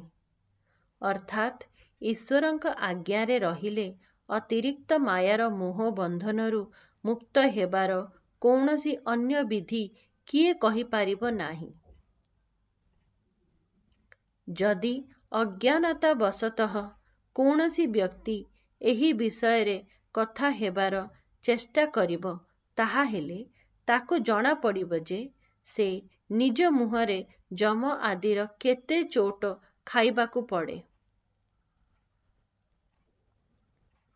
ପରମାତ୍ମା ସଂସାରର ସମସ୍ତ ପ୍ରାଣୀମାନଙ୍କ ଆବଶ୍ୟକତା ଜାଣୁଛନ୍ତି ଏବଂ ତାଙ୍କୁ ସ୍ୱୟଂ ହିଁ ପ୍ରଦାନ ମଧ୍ୟ କରୁଛନ୍ତି। ସଂସାରରେ ସମସ୍ତ ଜୀବ କୃତଜ୍ଞ ହିଁ ନାହାନ୍ତି। କେତେ ବ୍ୟକ୍ତି ଏମିତି ଅଛନ୍ତି ଯିଏ ଏହି କଥାକୁ ମାନନ୍ତି। ପରମାତ୍ମା ପ୍ରସନ୍ନ ହୋଇ ଯେଉଁ ବ୍ୟକ୍ତିଙ୍କୁ ନିଜର ସ୍ତୁତି ଗାନ କରିବାର ଶକ୍ତି ପ୍ରଦାନ କରନ୍ତି। ହେ ନାନକ, ସିଏ ତ ବାଦଶାହ ମାନଙ୍କ ବାଦଶାହ ହୋଇଯାଆନ୍ତି, ଅର୍ଥାତ୍ ତାଙ୍କୁ ଉଚ୍ଚ ଓ ଉତ୍ତମ ପଦ ପ୍ରାପ୍ତ ହୋଇଥାଏ। ନିରଙ୍କାରଙ୍କ ଯେଉଁ ଗୁଣକୁ କଥନ କରିପାରିବା ନାହିଁ, ତାହା ଅମୂଲ୍ୟ ଅଟେ। ଆଉ ଏହି ନିରଙ୍କାରଙ୍କ ସ୍ମରଣ ଅମୂଲ୍ୟ ବ୍ୟାପାର ଅଟେ। ଏହି ସ୍ମରଣ ରୂପୀ ବ୍ୟାପାରର ମାର୍ଗଦର୍ଶନ କରୁଥିବା ସନ୍ଥ ମଧ୍ୟ ଅମୂଲ୍ୟ ବ୍ୟାପାରୀ ଅଟନ୍ତି ଏବଂ ସେହି ସନ୍ଥମାନଙ୍କ ପାଖରେ ଯେଉଁ ସଦ୍ଗୁଣର ଭଣ୍ଡାର ଅଛି ତାହା ମଧ୍ୟ ଅମୂଲ୍ୟ ଅଟେ। ଯେଉଁ ବ୍ୟକ୍ତି ଏହି ସନ୍ଥମାନଙ୍କ ପାଖରେ ପ୍ରଭୁ ମିଳନ ପାଇଁ ଆସନ୍ତି ସେମାନେ ମଧ୍ୟ ଅମୂଲ୍ୟ ଏବଂ ଯେଉଁ ଗୁଣ ନେଇଥାନ୍ତି ତାହା ମଧ୍ୟ ଅମୂଲ୍ୟ ଅଟେ। ପରସ୍ପର ଗୁରୁ ଶିଖଙ୍କ ପ୍ରେମ ଅମୂଲ୍ୟ ଅଟେ। ଗୁରୁଙ୍କ ପ୍ରେମରୁ ଆତ୍ମାକୁ ପ୍ରାପ୍ତ ହେବାର ଆନନ୍ଦ ମଧ୍ୟ ଅମୂଲ୍ୟ ଅଟେ। ଅକାଳ ପୁରୁଷଙ୍କ ନ୍ୟାୟ ମଧ୍ୟ ଅମୂଲ୍ୟ ଅଟେ। ତାଙ୍କ ନ୍ୟାୟାଳୟ ମଧ୍ୟ ଅମୂଲ୍ୟ ଅଟେ। ଅକାଳ ପୁରୁଷଙ୍କ ନ୍ୟାୟ କରିବାର ଶୈଳୀ ଅମୂଲ୍ୟ ଅଟେ ଏବଂ ଜୀବମାନଙ୍କ ଭଲ ମନ୍ଦ କର୍ମକୁ ତୁଲେଇବା ଯୋଗୁଁ ପରିମାଣ ମଧ୍ୟ ଅମୂଲ୍ୟ ଅଟେ। ଅକାଳ ପୁରୁଷ ଦ୍ୱାରା ପ୍ରଦାନ କରାଯାଉଥିବା ପଦାର୍ଥ ମଧ୍ୟ ଅମୂଲ୍ୟ ଅଟେ ଏବଂ ସେହି ପଦାର୍ଥର ଚିହ୍ନ ମଧ୍ୟ ଅମୂଲ୍ୟ ଅଟେ। ନିରଙ୍କାରଙ୍କ ଜୀବ ଉପରେ ହେଉଥିବା କୃପା ମଧ୍ୟ ଅମୂଲ୍ୟ ଅଟେ ତଥା ତାଙ୍କ ଆଦେଶ ମଧ୍ୟ ଅମୂଲ୍ୟ ଅଟେ। ସେହି ପରମାତ୍ମା ଅତି ଅମୂଲ୍ୟ ଅଟନ୍ତି। ତାଙ୍କ କଥା ଘନିଷ୍ଠତା ସହିତ କରିବା ଅସମ୍ଭବ ଅଟେ। ପରନ୍ତୁ ତାପରେ ମଧ୍ୟ ଅନେକ ଭକ୍ତଜନ ତାଙ୍କ ଗୁଣର ଭାଷଣ କରିକି ଅର୍ଥାତ୍ ତାଙ୍କ ସ୍ତୁତି କରିକି ଭୂତ ଭବିଷ୍ୟ ଆଉ ବର୍ତ୍ତମାନ କାଳ ତାଙ୍କର ଲିବଳୀନ ହେଉଛନ୍ତି। 4ଟା ବେଦ ଏବଂ 18 ପୁରାଣରେ ମଧ୍ୟ ତାଙ୍କ ମହିମା କୁହାଯାଇଛି। ତାକୁ ପଢ଼ିବା ବାଲା ମଧ୍ୟ ଅକାଳ ପୁରୁଷଙ୍କ ଭାଷଣ କରନ୍ତି। ଅସଂଖ୍ୟ ବ୍ରହ୍ମା ଏବଂ ଇନ୍ଦ୍ର ଭଗବାନଙ୍କ ବୈଭବ ବିଷୟରେ କୁହନ୍ତି। ଗିରିଧର ଗୋପାଳ କୃଷ୍ଣ ତଥା ତାଙ୍କରି ଗୋପୀମାନେ ମଧ୍ୟ ନିରଙ୍କାରଙ୍କ ଗୁଣଗାନ କରନ୍ତି। ମହାଦେବ ତଥା ଗୋରଖ ଆଦି ସିଦ୍ଧ ମଧ୍ୟ ତାଙ୍କରି କୀର୍ତ୍ତି କହନ୍ତି। ସେହି ସୃଷ୍ଟିକର୍ତ୍ତା ଏହି ଜଗତରେ ଯେତେ ବୁଦ୍ଧିମାନ ଜାତ କରିଛନ୍ତି ସେମାନେ ମଧ୍ୟ ତାଙ୍କରି ଯଶ କହନ୍ତି। ସମସ୍ତ ଦୈତ୍ୟ ଓ ଦେବତା ଆଦି ମଧ୍ୟ ତାଙ୍କରି ମହିମା କହନ୍ତି। ସଂସାରର ସବୁ ପୁଣ୍ୟକର୍ମୀ ମାନବ ନାରଦ ଆଦି ଋଷି ମୁନି ତଥା ଅନୁଭକ୍ତ ତାଙ୍କରି ପ୍ରଶଂସାର ଗୀତ ଗାନ କରନ୍ତି। କେତେ ଜୀବ ବର୍ତ୍ତମାନ କହୁଛନ୍ତି ତଥା କେତେ ଭବିଷ୍ୟତରେ କହିବାକୁ ଯତ୍ନ କରିବେ। ଅନେକ ଜୀବ ଅତୀତ କାଳରେ କହି ନିଜ ଜୀବନ ସମାପ୍ତ କରିଛନ୍ତି। ଏତିକି ଆମେ ଗଣି ପାରୁଛୁ ଯଦି ଏଥିରେ ଆହୁରି ଅଧିକ ଯୋଗ କରାଯାଏ। ତାହା ହେଲେ ମଧ୍ୟ କେହି ସାଧନ ଦ୍ୱାରା ତାଙ୍କରି ଅମୂଲ୍ୟ ସ୍ତୁତି କହିପାରିବେ ନାହିଁ। ଯେତେ ସ୍ୱବିସ୍ତାର ଚାହାନ୍ତି ସେତେ ବିସ୍ତୃତ ହୋଇଯାଆନ୍ତି। ଶ୍ରୀ ଗୁରୁ ନାନକ ଦେବଜୀ କହନ୍ତି ଯେ ସେ ସତ୍ୟ ସ୍ୱରୂପ ନିରଙ୍କାର ହିଁ ନିଜର ଅମୂଲ୍ୟ ଗୁଣ ଜାଣନ୍ତି। ଯଦି କୌଣସି ନିରର୍ଥକ କହିବା ବାଲା ପରମେଶ୍ୱରଙ୍କ ଅନ୍ତ କହେ ଯେ ସେ ଏତିକି, ତାହାହେଲେ ତାହାକୁ ମହାମୂର୍ଖ ଗଣାଯାଏ। ସେହି ପ୍ରତିପାଳକ ଈଶ୍ୱରଙ୍କ ଦ୍ୱାର ତଥା ଘର କିପରି ଅଟେ ଯେଉଁଠି ବସି ସେ ସମ୍ପୂର୍ଣ୍ଣ ସୃଷ୍ଟିକୁ ସମ୍ଭାଳନ୍ତି। ଏଠାରେ ସଦ୍ଗୁରୁଜୀ ଏହି ପ୍ରଶ୍ନର ନିବୃତ୍ତିରେ ଉତ୍ତର ଦିଅନ୍ତି।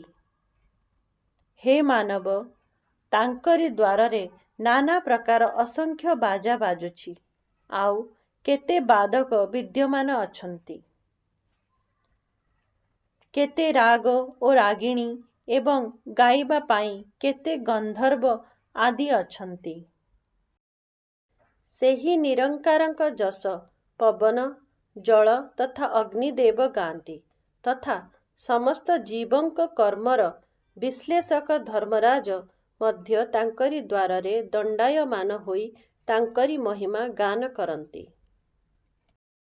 ଜୀବମାନଙ୍କ ଦ୍ୱାରା କରାଯାଇଥିବା କର୍ମକୁ ଲେଖିବା ବାଲା ଚିତ୍ରଗୁପ୍ତ ମଧ୍ୟ ଅକାଳ ପୁରୁଷଙ୍କ ଯଶ ଗାନ କରୁଛନ୍ତି ତଥା ଧର୍ମରାଜ ଚିତ୍ରଗୁପ୍ତ ଦ୍ୱାରା ଲେଖାଯାଇଥିବା ଶୁଭ ଅଶୁଭ କର୍ମଙ୍କୁ ବିଚାର କରୁଛନ୍ତି। ପରମାତ୍ମା ଦ୍ୱାରା ପ୍ରତିପାଦିତ ଶିବ ବ୍ରହ୍ମା ବା ତାଙ୍କର ଦେବୀ ଯିଏ ଶୋଭାବାନ ଅଟେ ସବୁବେଳେ ତାଙ୍କର ସ୍ତୁତି ଗାନ କରୁଛନ୍ତି। ହେ ନିରଙ୍କାର, ସମସ୍ତ ଦେବତାମାନେ ଏବଂ ସ୍ୱର୍ଗର ଅଧିପତି ଇନ୍ଦ୍ର ନିଜର ସିଂହାସନ ଉପରେ ବସି ଅନ୍ୟ ଦେବତାମାନଙ୍କ ସହ ତୁମର ଦ୍ୱାରରେ ଦଣ୍ଡାୟମାନ ହୋଇ ତୁମ୍ଭର ଯଶଗାନ କରୁଛନ୍ତି। ହେ ନିରଙ୍କାର, ସମସ୍ତ ଦେବତାମାନେ ଏବଂ ସ୍ୱର୍ଗର ଅଧିପତି ଇନ୍ଦ୍ର ନିଜର ସିଂହାସନ ଉପରେ ବସି ଅନ୍ୟ ଦେବତାମାନଙ୍କ ସହ ତୁମର ଦ୍ୱାରରେ ଦଣ୍ଡାୟମାନ ହୋଇ ତୁମ୍ଭର ଯଶଗାନ କରୁଛନ୍ତି। ସିଦ୍ଧଲୋକ ସମାଧିରେ ସ୍ଥିତ ହେଇ ତୁମର ଯଶ ଗାଉଛନ୍ତି। ଯିଏ ବିଚାରବନ୍ତ ସାଧୁ ସେ ବିବେକରୁ ଯଶଗାନ କରୁଛନ୍ତି। ତୁମର ସ୍ତୁତିଗାନ ଯତି ସତୀ ଏବଂ ସନ୍ତୁଷ୍ଟ ବ୍ୟକ୍ତି ମଧ୍ୟ ଗାଉଛନ୍ତି ତଥା ପରାକ୍ରମୀ ଯୋଦ୍ଧା ତୁମର ମହିମା ଗାନ କରୁଛନ୍ତି। ସଂସାରର ସମସ୍ତ ବିଦ୍ୱାନ ବା ମହାନ ଜିତେନ୍ଦ୍ରିୟ ଋଷି ମୁନି ଯୁଗ ଯୁଗରୁ ବେଦ ପଢ଼ି ପଢ଼ି ତାଙ୍କ ଅକାଳ ପୁରୁଷଙ୍କ ଯଶଗାନ କରୁଛନ୍ତି। ମନର ମୋହ ଆଣିବା ବାଲି ସମସ୍ତ ସୁନ୍ଦର ସ୍ତ୍ରୀ ସ୍ୱର୍ଗଲୋକ ମୃତ୍ୟୁଲୋକ ଓ ପାତାଳ ଲୋକରେ ତୁମର ଗୁଣଗାନ କରୁଛନ୍ତି। ନିରଙ୍କାର ଦ୍ୱାରା ଉତ୍ପନ୍ନ କରାଯାଇଥିବା 14 ରତ୍ନ ସଂସାରର 68 ତୀର୍ଥ ତଥା ସେଠାରେ ବିଦ୍ୟମାନ ସନ୍ଥ ମଧ୍ୟ ତାଙ୍କର ଯଶ ଗାଉଛନ୍ତି। ସବୁ ଯୋଦ୍ଧା ମହାବଳୀ ସୁରବୀର ଅକାଳ ପୁରୁଷଙ୍କ ଯଶ ଗାଉଛନ୍ତି। ଉତ୍ପତ୍ତିର 4ଟି ସ୍ରୋତ ଅଣ୍ଡଜ ଜରାୟୁଜ ସ୍ୱେଦଜ ବା ଉଦ୍ଭିଜ ମଧ୍ୟ ତାଙ୍କର ଗୁଣ ଗାଉଛନ୍ତି। ନବଖଣ୍ଡ ମଣ୍ଡଳ ଓ ସମ୍ପୂର୍ଣ୍ଣ ବ୍ରହ୍ମାଣ୍ଡ ଯାହା ସେହି ରଚୟିତା ରଚନା କରି ଧାରଣ କରି ରଖିଛନ୍ତି ସେ ସମସ୍ତେ ତୋର ସ୍ତୁତି ଗାଉଛନ୍ତି। ବାସ୍ତବରେ ସେ ହିଁ ତୋର କୀର୍ତ୍ତିକୁ ଗାଇପାରିବେ ଯିଏ ତୋର ଭକ୍ତିରେ ଲୀନ ହୋଇ ତୋର ନାମର ରସିକ ଏବଂ ଯିଏ ତୋତେ ଭଲ ଲାଗେ। ଅନେକ ଅନେକ ଆଉ ମଧ୍ୟ କେତେ ଏମିତି ଜୀବ ମୋତେ ସ୍ମରଣ ହେଉନି ଯିଏ ତୁମର ଯଶ ଗାନ କରୁଛନ୍ତି। ହେ ନାନକ, ମୁଁ କେଉଁ ପର୍ଯ୍ୟନ୍ତ ତାଙ୍କ ବିଚାର କରିବି ଅର୍ଥାତ୍ ଯଶ ଗାନ କରିବା ବାଲା ଜୀବଙ୍କ ଗଣନା ମୁଁ କେଉଁ ପର୍ଯ୍ୟନ୍ତ କରିବି।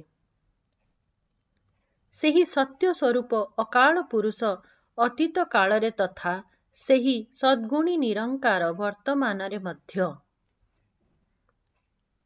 ସେ ଭବିଷ୍ୟତରେ ସବୁଦିନେ ରହିବ। ସେ ସୃଜନହାର ପରମାତ୍ମା ନା ଜନ୍ମ ନେଉଛି ଆଉ ନା ହିଁ ତାଙ୍କର ନାଶ ହେଉଛି। ଯେଉଁ ସୃଷ୍ଟି ରଚୟିତା ଈଶ୍ୱର ରଙ୍ଗ ବେରଙ୍ଗ କେତେ ପ୍ରକାରର ଆକାର ବା ଅନେକ ଜୀବଙ୍କର ଉତ୍ପତ୍ତି ନିଜର ମାୟା ଦ୍ୱାରା କରିଛନ୍ତି। ନିଜର ଏହି ଉତ୍ପତ୍ତି କରି ସେ ନିଜର ରୁଚି ଅନୁସାରେ ହିଁ ଦେଖୁଛନ୍ତି ଅର୍ଥାତ୍ ତାର ଯତ୍ନ ନିଜର ଇଚ୍ଛାନୁସାରେ ହିଁ କରୁଛନ୍ତି। ସେ ଅକାଳ ପୁରୁଷଙ୍କୁ ଯାହା ବି ଭଲ ଲାଗେ ସେହି କାର୍ଯ୍ୟ ସେ କରୁଛନ୍ତି ଏବଂ ଭବିଷ୍ୟରେ କରିବେ। ଏଥିପ୍ରତି ତାଙ୍କୁ ଆଦେଶ କରିବା ବାଲା ତାଙ୍କ ସମକକ୍ଷ କିଏ ନାହିଁ। ଗୁରୁ ନାନକଙ୍କ ସନ୍ଦେଶ ଏହା ଯେ ହେ ମାନବ, ସେହି ଈଶ୍ୱର ସାହାଙ୍କର ସାହା ଅର୍ଥାତ୍ ସାହାନସାହା ତାଙ୍କରି ଆଜ୍ଞାରେ ରହିବା ଉଚିତ। ଗୁରୁଜୀ କହନ୍ତି ଯେ ହେ ମାନବ ଯୋଗୀ, ତୁମ ସନ୍ତୋଷ ରୂପ ମୁଦ୍ରା ଦୁଷ୍କର୍ମରୁ ଲାଜ ରୂପୀ ପାତ୍ର ପାପ ରହିତ ହେଇ ଲୋକ ପରଲୋକରେ ବନା ଯାଉଥିବା ପ୍ରତିଷ୍ଠା ରୂପୀ ଝୋଲି ଗ୍ରହଣ କର ତଥା ଶରୀରକୁ ପ୍ରଭୁଙ୍କ ନାମ ସ୍ମରଣ ରୂପୀ ବିଭୂତି ଲଗାଇ ରଖ। ମୃତ୍ୟୁର ସ୍ମରଣ କରିବା ତୋର ଜୀର୍ଣ୍ଣ ବସ୍ତ୍ର, ଶରୀରର ପବିତ୍ର ରହିବା ଯୋଗର ମିଳନ ଅଟେ। ଅକାଳ ପୁରୁଷ ଉପରେ ଦୃଢ଼ ବିଶ୍ୱାସ ତୁମର ଅସ୍ତ୍ର ହେବ। ଏହି ସବୁ ସଦାଚାରକୁ ଗ୍ରହଣ କରିବା ହିଁ ବାସ୍ତବିକ ଯୋଗୀ ବେଶ ଅଟେ।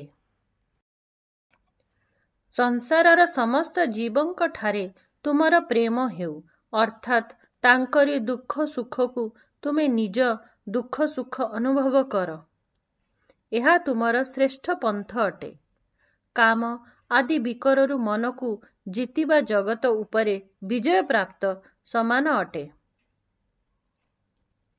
ନମସ୍କାର କେବଳ ସେହି ସ୍ୱର୍ଗୀୟ ସ୍ୱରୂପ ନିରଙ୍କାରକୁ ନମସ୍କାର ଅଟେ, ଯିଏ ସବୁର ମୂଳ, ରଙ୍ଗ ରହିତ, ପବିତ୍ର ସ୍ୱରୂପ, ଆଦି ରହିତ, ଅନଶ୍ୱର ଓ ଅପରିବର୍ତ୍ତନୀୟ ସ୍ୱରୂପ ଅଟେ। ହେ ମାନବ, ନିରଙ୍କାରଙ୍କ ସ୍ୱର୍ଗ ବ୍ୟାପକତାର ଜ୍ଞାନର ଭଣ୍ଡାର ହେବା ତୁମର ଭୋଜନ ଅଟେ। ତୁମର ହୃଦୟର ଦୟା ଭଣ୍ଡାର ରକ୍ଷକ ହେବ, କାରଣ ଦୟା ଭାବ ରଖିଲେ ହିଁ ସଦ୍ଗୁଣ ପ୍ରାପ୍ତି ହୁଏ। ଜୀବ ମଧ୍ୟରେ ଯେଉଁ ଚେତନ ସତ୍ତା ପ୍ରକଟ ହେଉଛି, ସେ ନାଦ ବାଜିବା ସଙ୍ଗେ ସମାନ। ଯିଏ ସମ୍ପୂର୍ଣ୍ଣ ସୃଷ୍ଟିକୁ ଏକ ସୂତ୍ର ଦ୍ୱାରା ବାନ୍ଧି ରଖିଛନ୍ତି, ସେହି ରଚୟିତା ପରମାତ୍ମା ନାଥ ସବୁ ରିଦ୍ଧି ସିଦ୍ଧି ଅନ୍ୟ ପ୍ରକାରର ସ୍ୱାଦ ଅଟନ୍ତି। ସଂଯୋଗ ଓ ବିଯୋଗ ରୂପୀ ନିୟମ ଦୁଇଟି ମିଶି ହେଇ ସୃଷ୍ଟିର କାର୍ଯ୍ୟ ଚଲାଉଛନ୍ତି। କର୍ମାନୁସାରେ ହିଁ ଜୀବଙ୍କୁ ନିଜ ନିଜ ଭାଗ୍ୟ ପ୍ରାପ୍ତି ହୁଏ। ନମସ୍କାର କେବଳ ସେହି ସୁଗୁଣ ସ୍ୱରୂପ ନିରଙ୍କାରଙ୍କୁ ନମସ୍କାର ଅଟେ, ଯିଏ ସବୁଙ୍କ ମୂଳ, ରଙ୍ଗ ରହିତ, ପବିତ୍ର ସ୍ୱରୂପ, ଆଦି ରହିତ, ଅନଶ୍ୱର ଓ ଅପରିବର୍ତ୍ତନୀୟ ସ୍ୱରୂପ ଅଟେ। ଏକ ବ୍ରହ୍ମର କୌଣସି ରହସ୍ୟମୟ ମିଳନ ଦ୍ୱାରା ମାୟାର ପ୍ରସୂତିରୁ ତିନି ପୁତ୍ର ଜନ୍ମ ହୋଇଛନ୍ତି। ଏହା ମଧ୍ୟରୁ ଏକ ବ୍ରହ୍ମ ସୃଷ୍ଟି ରଚୟିତା, ଏକ ବିଷ୍ଣୁ ସଂସାରର ପୋଷକ, ଆଉ ଏକ ଶିବ ସଂହାରକ ରୂପରେ ଦରବାର ସଜାଇ ବସିଛନ୍ତି। ଅକାଳ ପୁରୁଷଙ୍କୁ ଯେଭଳି ଭଲ ଲାଗେ, ସେ ସେଭଳି ଏହି ତିନି ଜଣଙ୍କୁ ଚଲାଉଛନ୍ତି, ଆଉ ତାଙ୍କରି ଆଦେଶ ଯେଉଁଭଳି ହେଉଛି, ସେହି ଦେବ ସେଭଳି କାର୍ଯ୍ୟ କରୁଛନ୍ତି। ସେହି ଅକାଳ ପୁରୁଷ ଏହି ତିନି ଜଣଙ୍କୁ ଆଦି ଓ ଅନ୍ତ ସମୟରେ ଦେଖୁଛନ୍ତି, କିନ୍ତୁ ତାଙ୍କରି ସେହି ଅଦୃଶ୍ୟ ସ୍ୱରୂପ ନିରଙ୍କାର ନଜର ଆସେ ନାହିଁ। ଏହା ଅତି ଆଶ୍ଚର୍ଯ୍ୟର କଥା। ନମସ୍କାର କେବଳ ସେହି ସୁଗୁଣ ସ୍ୱରୂପ ନିରଙ୍କାରଙ୍କୁ ନମସ୍କାର ଅଟେ, ଯିଏ ସବୁଙ୍କ ମୂଳ, ରଙ୍ଗ ରହିତ, ପବିତ୍ର ସ୍ୱରୂପ, ଆଦି ରହିତ, ଅନଶ୍ୱର ଓ ଅପରିବର୍ତ୍ତନୀୟ ସ୍ୱରୂପ ଅଟେ। ତାଙ୍କରି ଆସନ ପ୍ରତ୍ୟେକ ଲୋକରେ ହିଁ ତଥା ପ୍ରତ୍ୟେକ ଲୋକରେ ହିଁ ତାଙ୍କରି ଭଣ୍ଡାର ଅଛି। ସେହି ପରମାତ୍ମା ସବୁ ଭଣ୍ଡାରକୁ ଏକଥର ହିଁ ପରିପୂର୍ଣ୍ଣ କରିଦେଉଛନ୍ତି। ସେହି ରଚୟିତା ରଚନା କରି ସୃଷ୍ଟିକୁ ଦେଖୁଛନ୍ତି। ହେ ନାନକ, ସେହି ସତ୍ୟ ସ୍ୱରୂପ ନିରଙ୍କାରଙ୍କ ସମ୍ପୂର୍ଣ୍ଣ ରଚନା ମଧ୍ୟ ସତ୍ୟ ଅଟେ। ନମସ୍କାର କେବଳ ସେହି ସୁଗୁଣ ସ୍ୱରୂପ ନିରଙ୍କାରଙ୍କୁ ନମସ୍କାର ଅଟେ,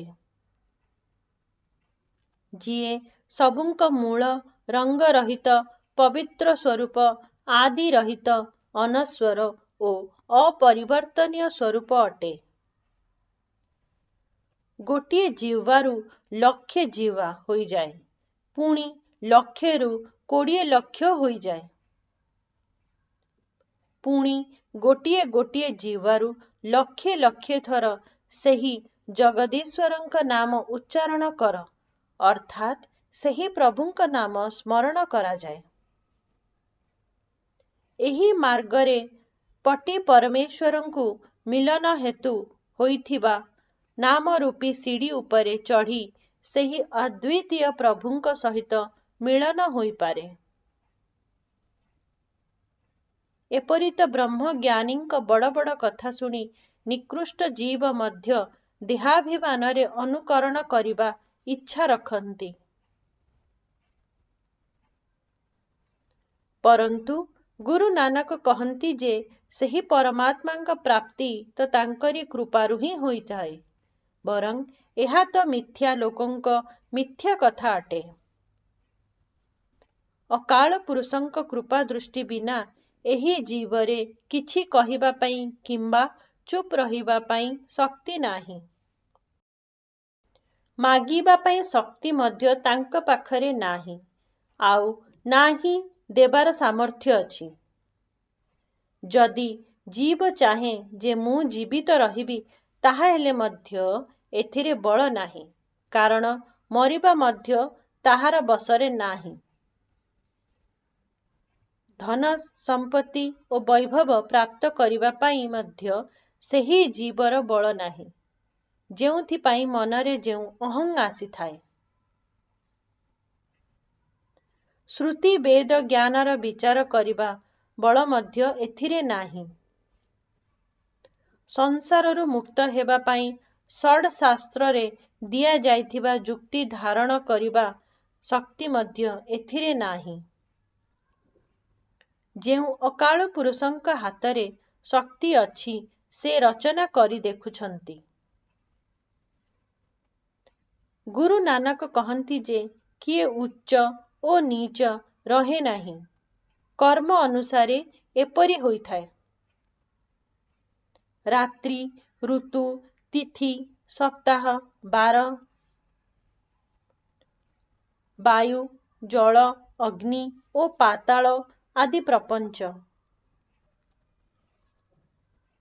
ସ୍ରଷ୍ଟା ପ୍ରଭୁ ଏଥିରେ ପୃଥିବୀ ରୂପୀ ଧର୍ମଶାଳା ସ୍ଥାପିତ କରି ରଖିଛନ୍ତି। ଏହାକୁ କର୍ମଭୂମି କହନ୍ତି।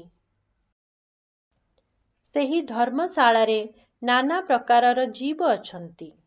ଅନେକ ଜାତି, ଅନେକ ବର୍ଣ୍ଣ ଅଛନ୍ତି। ଅନେକ ଅନେକ ପ୍ରକାରର ଅନନ୍ତ ନାମ ଅଛି।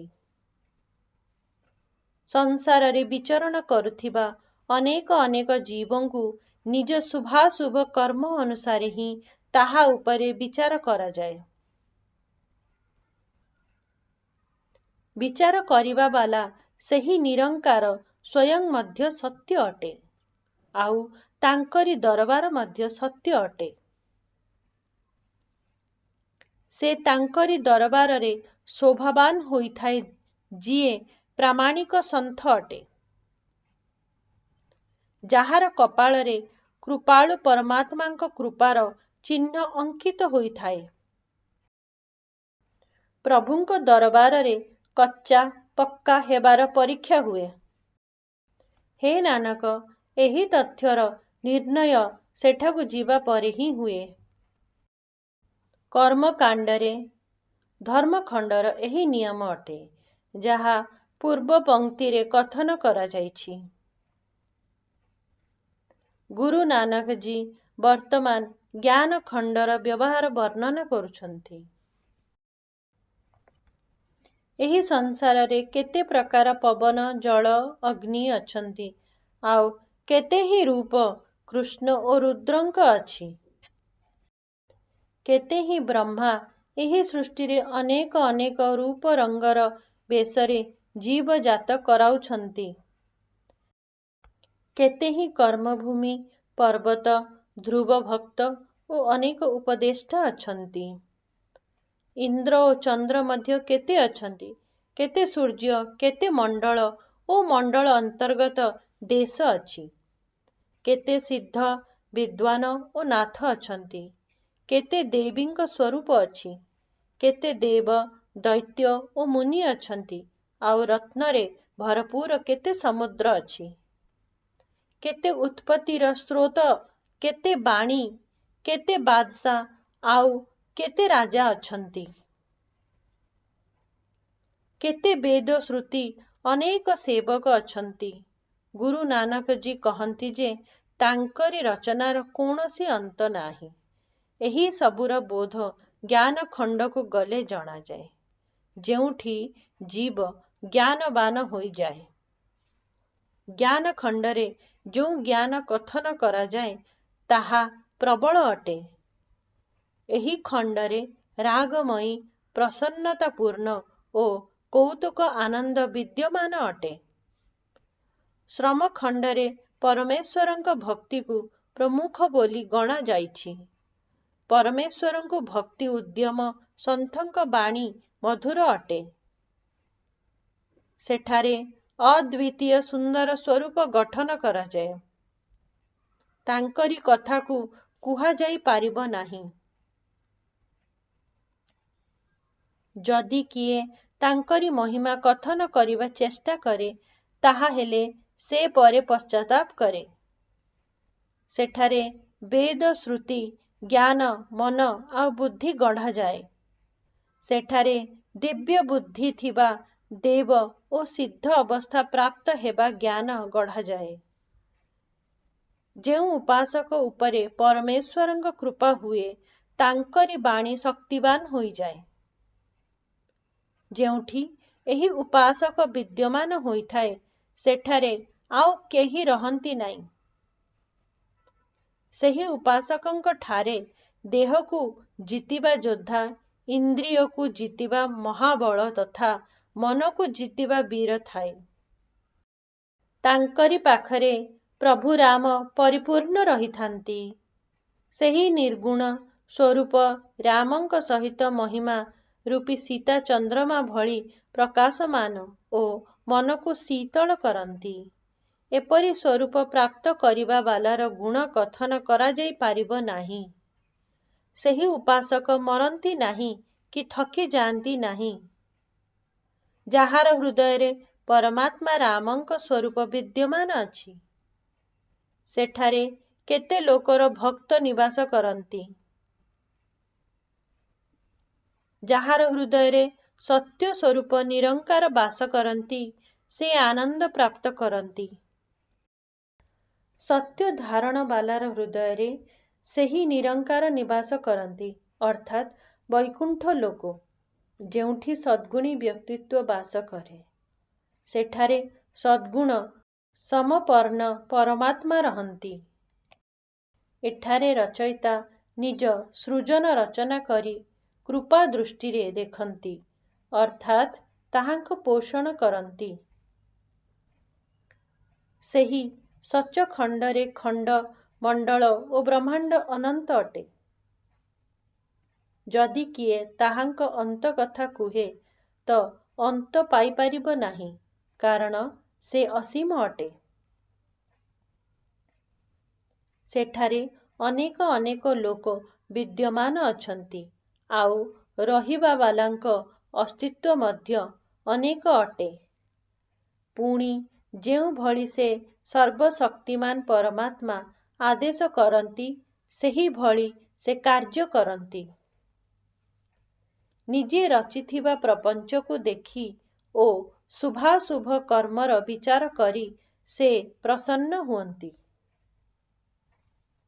गुरु नानक जी कहती जे सेही निरंकारंक मूल तत्व जहा मु उल्लेख करिछि ताहाकु कथन करिबा अत्यंत कठिन अटे।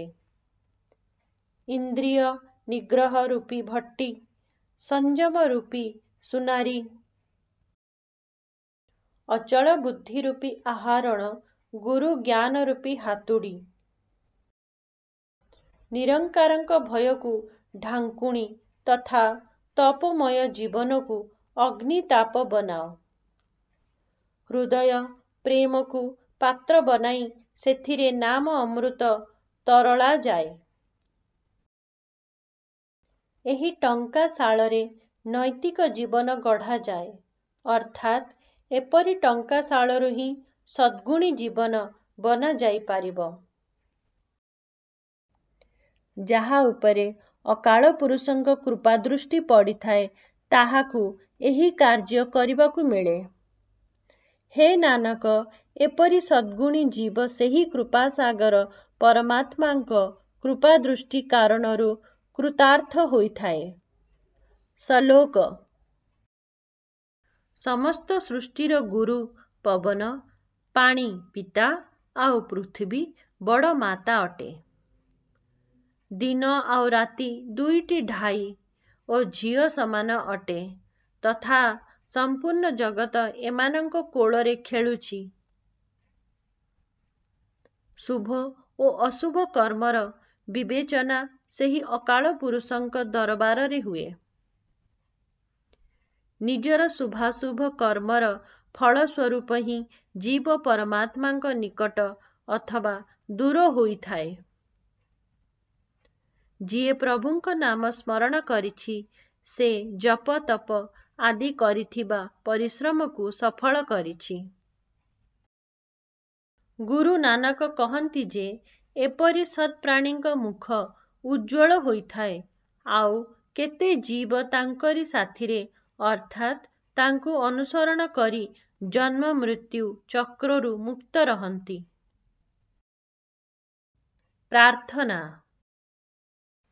तुमे ठाकुर आमे आमर आवश्यकता पाई तुमको निवेदन करू, कारण एही शरीर ओ आत्मा सबु तुमर कृपा। तुमे माता पिता आमे तुमर संतान, तुमर कृपा जोगु आमर आनंद ओ आराम। तुमर सीमा केही जानती नाही, सर्वोच्च ठारू तुमे अधिक उच्च। तुमर दिव्य नियम अनुसारे सारा विश्व चालुअछि, तुमर सबु सृष्टि तुम आज्ञारे चालुअछि। केवल तुमे जान तुमे केते महान। नानक तुमर भक्त सदा कृतज्ञ। प्रभु एक ओमकारा सबु विजय आश्चर्यजनक गुरुंक अटे। मंदकारींक संहार कर्ता रूपरे प्रभु आमको साहाय्य करंतु। दशम गुरु द्वारा वार श्री भागवत जी उच्चारित हेउछि। प्रथमे मंदकारींक संहार कर्ता भावे प्रभुंकु स्मरण कर, तापरे नानकंकु स्मरण कर, तापरे गुरु आनंद, गुरु अमर दास एवं गुरु रामदासंकु स्मरण ओ ध्यान कर। गुरु अर्जन, गुरु हरगोविंद एवं श्री हरराईंकु स्मरण कर। गुरु हरकृष्णनंकु स्मरण कर, जाहार दृष्टि पड़िले सबु जंत्रणा उभेई जाए। गुरु तेग बहादुरंकु स्मरण कर, आर एवं तापरे घरकु निधि आसिब। हे प्रभु सबु स्थानरे उचित मार्ग देखाई साहाय्य कर। दशम गुरु गोविंद सिंहंकु स्मरण कर। हे प्रभु सबु स्थानरे उचित मार्ग देखाई साहाय्य कर। श्री गुरु ग्रंथ साहेबरे थिबा 10टी गुरुंक दिव्य ज्योति को ध्यान कर एवं तुमर चिंतन दिव्य शिक्षा आड़को ढलाओ ओ गुरु ग्रंथ साहेबर दृष्टिरू आनंद पाओ। कुह चमत्कार गुरु। पंच प्रियंक कार्य। 4 संतान, 40 शहीद, साहसी सिखंक दृढ़ प्रतिज्ञा, नाम जपरे भक्त, नामरे मजी जाइथिबा व्यक्ति, नाम स्मरण करुथिबा एवं संगको खाद्य बंटन करुथिबा, मुक्त पाकशाला आरंभ करुथिबा व्यक्ति, सत्य बजाय रखिबा पाई खंडा उत्तोलन करुथिबा व्यक्ति, अन्यर अभाव दूर करुथिबा व्यक्ति, समस्तंकर कार्य विषय चिंता कर। समस्ते पवित्र और सच्चा भक्त, समस्ते कुह चमत्कार गुरु। साहसी सिख पुरुष और नारी जेउ माने निजर मुंड को बलि देउछंती किंतु सिख धर्म को समर्पण करि नाहांती। ଯାହାର ଶରୀରକୁ ଦୁଇ ଖଣ୍ଡ କରାଯାଇଛି, ଯାହାର ଖପୁରି ବାହାରି ଯାଇଛି, ଯାହାକୁ ଚକ୍ରରେ ବାନ୍ଧି ଘୁରା ଯାଇଛି ଓ ଖଣ୍ଡ ଖଣ୍ଡ କରାଯାଇଛି, କରତ କଳରେ ଯାହାକୁ କଟାଯାଇଛି, ଯାହାର ଜୀବନ୍ତ ଅବସ୍ଥାରେ ଚର୍ମ ଉତରା ଯାଇଛି, ଯିଏ ଗୁରୁଦ୍ୱାରର ଟେକ ରଖିବାକୁ ସ୍ୱୟଂକୁ ବଳି ଦେଇଛି, ଯିଏ ଶିଖ ବିଶ୍ୱାସ ପରିତ୍ୟାଗ କରି ନାହିଁ, ଯିଏ ଶେଷ ନିଶ୍ୱାସ ପର୍ଯ୍ୟନ୍ତ ଶିଖ ଧର୍ମ ରଖି କେଶ କାଟି ନାହିଁ, ସେମାନଙ୍କ କଥା ସ୍ମରଣ କର। ସମସ୍ତେ କୁହ ଚମତ୍କାର ଗୁରୁ। ଶିଖ ଧର୍ମ ଓ ଗୁରୁଦ୍ୱାରର ସବୁ ଆସନ ଆଡ଼କୁ ନିଜର ଚିନ୍ତନ ନିଅ। ସମସ୍ତେ କୁହ ଚମତ୍କାର ଗୁରୁ। ପ୍ରଥମେ ସବୁ ଖାଲସା ଏହି ବିନତି କର ଯେ ସେମାନେ ତୁମର ନାମରେ ଧ୍ୟାନ କରିବେ। ଫଳରେ ସମସ୍ତଙ୍କ ଉପରେ ଶାନ୍ତି ଓ ଖୁସି ବର୍ଷା ହେବ। ପ୍ରଭୁ ସବୁ ଖାଲସାମାନଙ୍କୁ କୃପା ଓ ସୁରକ୍ଷା ଦିଅନ୍ତୁ, ଯେଉଁଠାରେ ସେମାନେ ଥିଲେ ମଧ୍ୟ। ସମ୍ପ୍ରଦାୟର ସୁରକ୍ଷା ଓ ଶୁଭ କାର୍ଯ୍ୟ ସୁନିଶ୍ଚିତ କରିବାକୁ ଖାଲସା ବିଜୟୀ ହେଉ। ପ୍ରଭୁ ଖାଲସାମାନଙ୍କ ଉପରେ କୃପା ଢାଳନ୍ତୁ। ଅତ୍ୟାଚାର ଓ ଉତ୍ପୀଡ଼ନ ବିରୋଧରେ ସେ ଆମର ସୁରକ୍ଷାକାରୀ ହୁଅନ୍ତୁ। ଖାଲସା ବିସ୍ତାର ଲାଭ କରୁ। ସମସ୍ତେ କୁହ ଚମତ୍କାର ଗୁରୁ। ଦୟାକରି ଶିଖମାନଙ୍କୁ ଶିଖ ଧର୍ମ, ଲମ୍ବା କେଶ, ଶିଖ ନୀତି ପାଳନ, ଦିବ୍ୟ ଜ୍ଞାନ, ଦୃଢ଼ ବିଶ୍ୱାସ, ନାମ ଜପର ବିଶ୍ୱାସ ଆଦି ଉପହାର ଦିଅନ୍ତୁ। ହେ ପ୍ରଭୁ, ସତ୍ୟ ସର୍ବଦା ବିଜୟୀ ହେଉ। ସମସ୍ତେ କୁହ ଚମତ୍କାର ଗୁରୁ। ସବୁ ଶିଖଙ୍କ ମନ ନମ୍ର ଓ ସେମାନଙ୍କ ଜ୍ଞାନ ଉନ୍ନତ ହେଉ। ହେ ପ୍ରଭୁ, ତୁମେ ଜ୍ଞାନର ସୁରକ୍ଷାକାରୀ ଅଟ।